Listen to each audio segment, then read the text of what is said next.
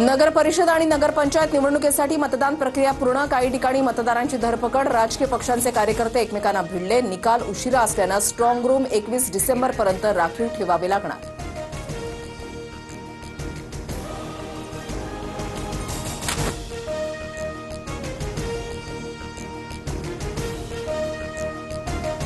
सर्व नगरपालिकांचा निकाल उद्याऐवजी 21 डिसेंबरला. नगर परिषद आणि नगरपंचायतींची मतमोजणी पुढे ढकलली. मुंबई हायकोर्टाच्या नागपूर खंडपीठाचा निर्णय.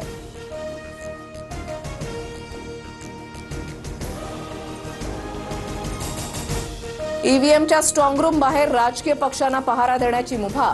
निवडणूक आयोगाकडून परवानगी. ईव्हीएममध्ये छेडछाड केली जात असल्याचा काही राजकीय पक्षांचा आरोप.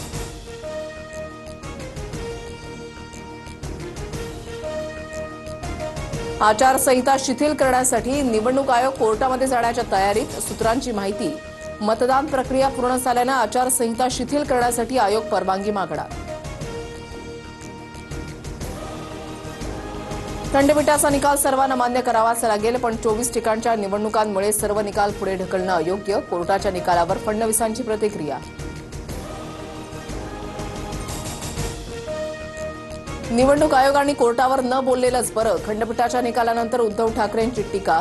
तर मिथ्यांची धुळपेक आता उघड होतीये. त्यांची लाचारी सुद्धा दिसून येतेय. ठाकरेंचा हल्लाबोल. बुलडाण्यामध्ये आमदार संजय गायकवाडांच्या मुलाकडून दमदाटी. कुणाल गायकवाडनं पोलिसाला दमदाटी करत बोगस मतदाराला पळवून लावलं. आरोप करत काँग्रेसकडून गुन्हा दाखल करण्याची मागणी.